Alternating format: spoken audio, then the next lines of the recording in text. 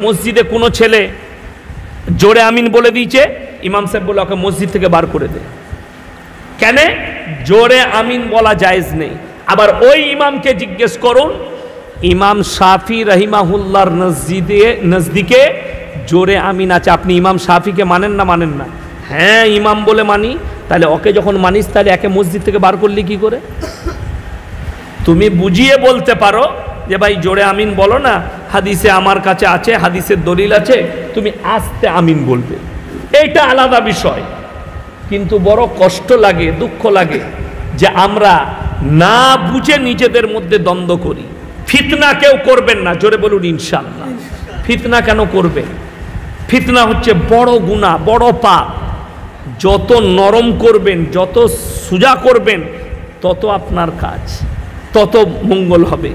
আল্লাহর হাবিব সাল্লাল্লাহু আলাইহি সাল্লাম কোনোদিন দ্বন্দ্ব করেননি। আল্লাহর হাবিব সাল্লাল্লাহু আলাইহি সাল্লাম মহব্বতের সঙ্গে ইসলাম প্রচার করেছে। তোমরা মুমিন, নবীজির হাদিস, মুমিন ততক্ষণ পর্যন্ত হতে পারবেন না যতক্ষণ পর্যন্ত তোমার কাছ থেকে তোমার প্রতিবেশী সুরক্ষিত নয়। আপনার পাশে যে বাস করে তাকে সুরক্ষা পেতে হবে। নবীজি সাল্লাল্লাহু আলাইহি সাল্লাম বললেন, তোমরা দেখো না কোন জাতের, সে হিন্দু হোক, মুসলিম হোক, আদিবাসী হোক, জৈন হোক, খ্রিস্টান হোক, সে যদি ক্ষুধার্ত হয় খাবার দাও, বস্ত্রহীন হলে বস্ত্র দাও, বিপদে পড়লে পাশে দাঁড়াও। এটাই হচ্ছে নবীজির আখলাক আর চরিত্র। জোরে বলুন সুবহানাল্লাহ। আপনাকে দেখলে চলবে না। আমার বাড়ির পাশে একজন আদিবাসী ভাই বাস করে, সে বিপদে পড়েছে, তার পাশে সঙ্গে সঙ্গে দাঁড়াও। দেখো না, আমি আমার কথা বলছি। রমজান মাস, লকডাউনের বৎসর, আমার বাড়ির পাশ দিয়ে দুর্গাপুরের ক্যানেলটা গেছে, যেটা রন্ডিয়া ক্যানেল বলছে, ওটা আমার বাড়ির পাশ দিয়ে গেছে। তো রমজান মাস, আমি ইফতারির সময় আমি মাদ্রাসা থেকে বাড়ি আসছি, লকডাউন চলছে। তো আমি দেখছি অনেকগুলো ভাই হেঁটে হেঁটে আসছে তারা। তো আমাকে দেখে তারা দাঁড়ালো, বলে দাদা একটু পানি পাওয়া যাবে? আমি কখন থেকে হাঁটছো?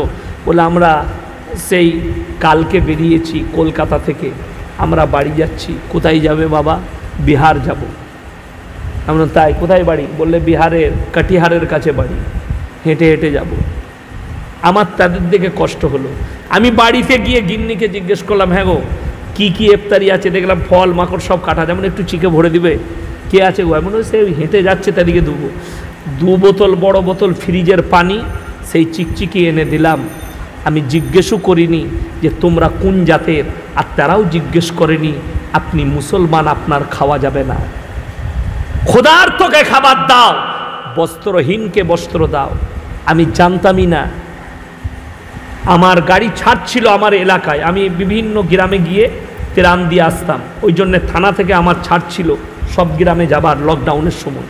আমি গাড়ি নিয়ে বেরিয়েছি, একটা মুসলিমদেরই ছেলে আসানসোল থেকে হেঁটে আসছে, বোম্বে থেকে এসে আসানসোলে নেমেছে বাসে, আসানসোল বারাকাত থেকে হেঁটে হেঁটে বেচারা আসছে। তাকে দেখে আমার কষ্ট হলো। কোথায় যাবে?